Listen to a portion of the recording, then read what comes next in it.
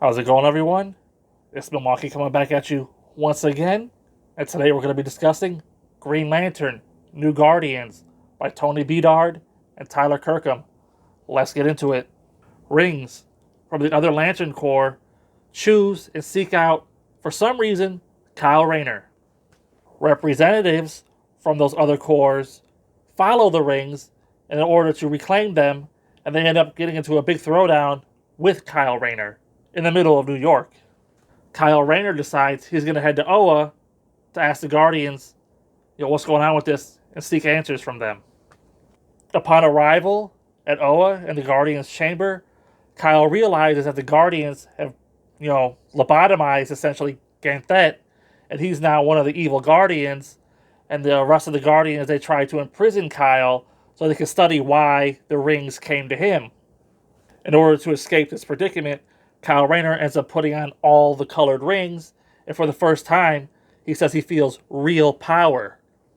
The rest of the ring hunters followed Kyle to Oa. They show up, and it becomes one big brawl with the new Guardians versus the old Guardians. Larfleeze ends up making the save, and he and his imprisoned Guardian Sade transport the new Guardians to the planet Okara, which is Larfleeze's home base, and he lets them in on what's going on. There's this new spaceship out there in space called the Orrery, which is big enough to be a space sector.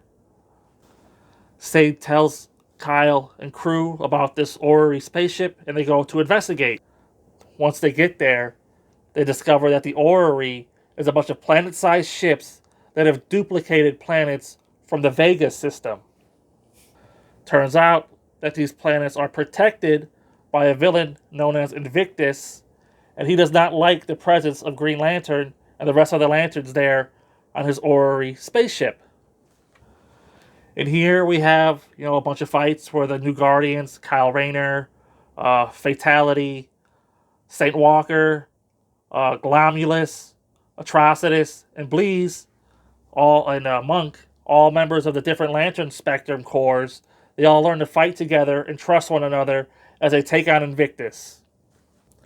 But at the end of the day, they don't defeat Invictus. Invictus lets them in on a little secret, and he sends them on a mission, but that's the cliffhanger ending, and I guess we'll have to tune in next time.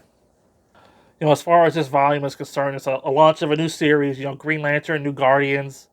I was going into it with a little bit of trepidation. I was like, I don't know about this. The idea, it seems, is this going to be too much Green Lantern? Because with pre-New 52, the Emerald Warrior series, I felt like 3 Green Lanterns series were too much, right? And here in the New 52, we have 4. And the premise was interesting. Representatives from all the corps getting together, having to, team up and fight, space evil or whatever. I ended up really enjoying this volume, like, more so than probably all the others. The only thing that I can hold against it is the fact that it ends on a cliffhanger. And I read ahead a little bit just to see, what's going on with issue 8. And it looks like this is going to pick up, or the next volume will pick up where this one left off. So it might be like a 2-parter. So I was prepared to give this volume like a 5 out of 5. It was that good. The story by Tony Bedard, he's really coming into his own as a Green Lantern writer. Tyler Kirkham's art, fantastic, rivaling that of, Patrick Gleason, who used to dominate back in the new pre-New 52. Like this, the story was just clicking, great characters, the great camaraderie amongst the characters, them coming together, learning to trust one another, Atrocitus getting his tongue back. It was just like a lot of good stuff, a lot of connective tissues from the previous titles that we've been following on the channel. It all came together here, and if it wasn't for that cliffhanger, it would have been like a perfect volume. Like, this is like the perfect start for this new series, and I hope it keeps up the momentum going forward. I don't know, but it looks like it's going to be a 2-parter. So ultimately, I'm going to have to go ahead and give it like a 4 out of 5. It's not quite perfect because of the cliffhanger. But I'm eager to see what happens next.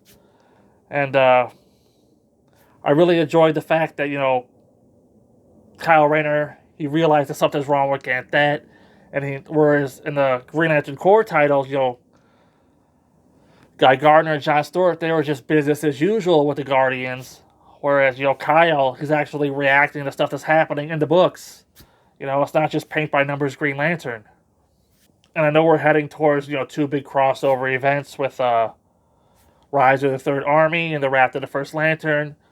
So we'll just have to see how this series continues to build over time. I really enjoyed the character selection for the teammates. And like I said, I want to see where it goes next. 4 to 5. Until next time, I'll see you there.